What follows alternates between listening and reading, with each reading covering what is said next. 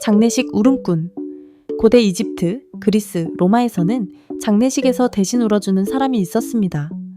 고인의 위험을 높이기 위해 유족보다 더 크게 울고 슬픔을 과장해서 표현했죠.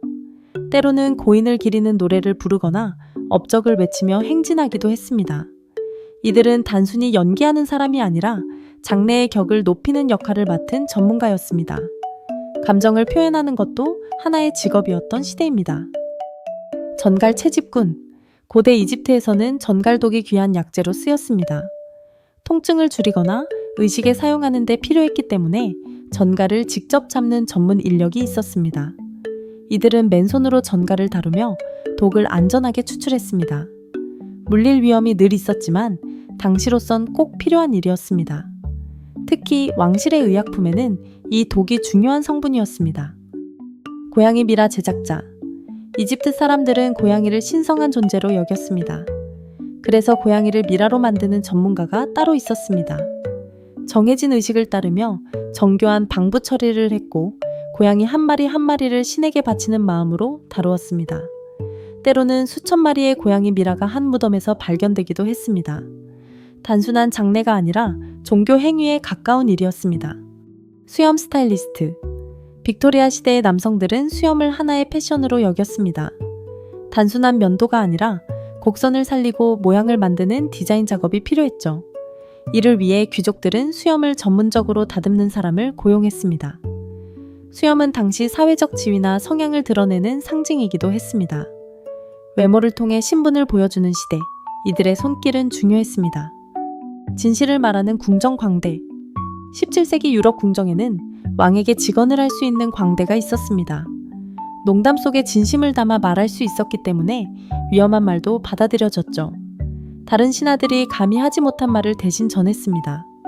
광대는 공식적인 직책이 아니라서 처벌을 피할 수 있었고, 그래서 왕의 생각에 영향을 주는 경우도 많았습니다.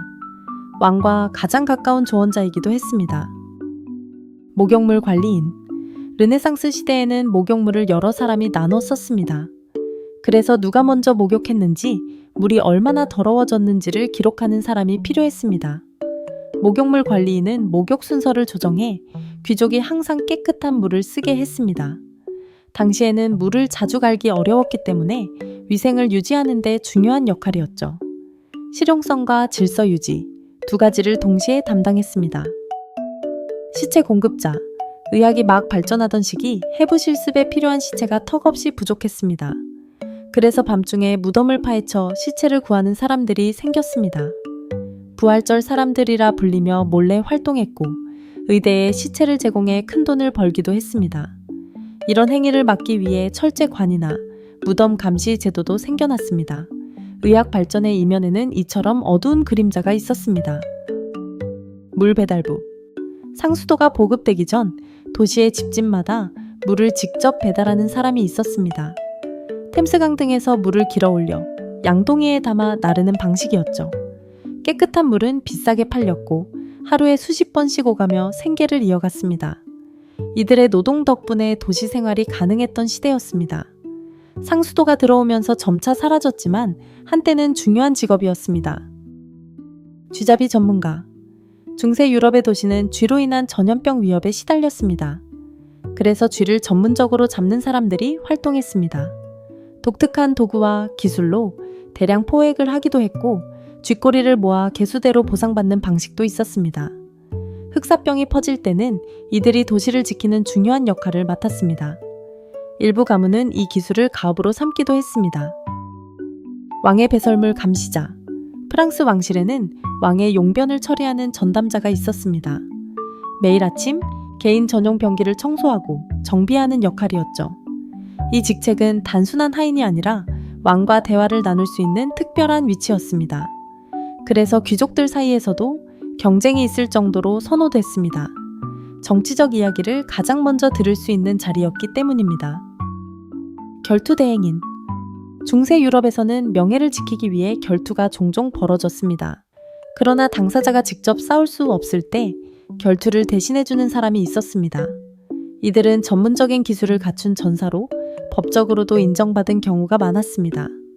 큰 돈을 벌 수 있는 기회였지만 목숨을 걸어야 하는 위험한 일이기도 했습니다. 귀족의 체면을 대신 지켜주는 역할이었습니다. 글 읽어주는 사람. 문해율이 낮던 시절에는 글을 읽어주는 사람이 있었습니다. 편지나 문서를 대신 읽고 내용을 전달해주는 서비스였습니다. 연애 편지처럼 감정이 담긴 문서의 경우 감정을 함께 전달하는 일도 포함됐죠. 시장이나 광장에서 활동하며 사람들의 정보를 전달하는 창구 역할을 했습니다.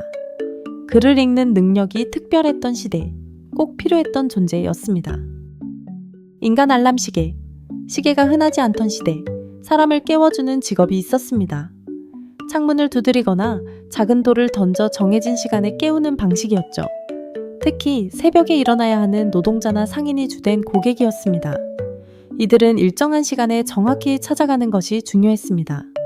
알람 시계가 보급되기 전까지 널리 활용됐던 서비스였습니다. 전쟁터 유품 수색군. 전쟁이 끝난 후 전사자의 유품을 찾아다니는 사람들이 있었습니다. 금리, 장신구, 동전 등 가치 있는 물건을 수집해 생계를 이어갔습니다. 때로는 부상자를 구조하는 일도 했지만 대부분은 재산을 목적으로 활동했습니다. 매우 위험하고 비참한 일이었지만 생존을 위해 선택할 수밖에 없던 직업이었습니다. 전장의 이면에 존재했던 현실입니다.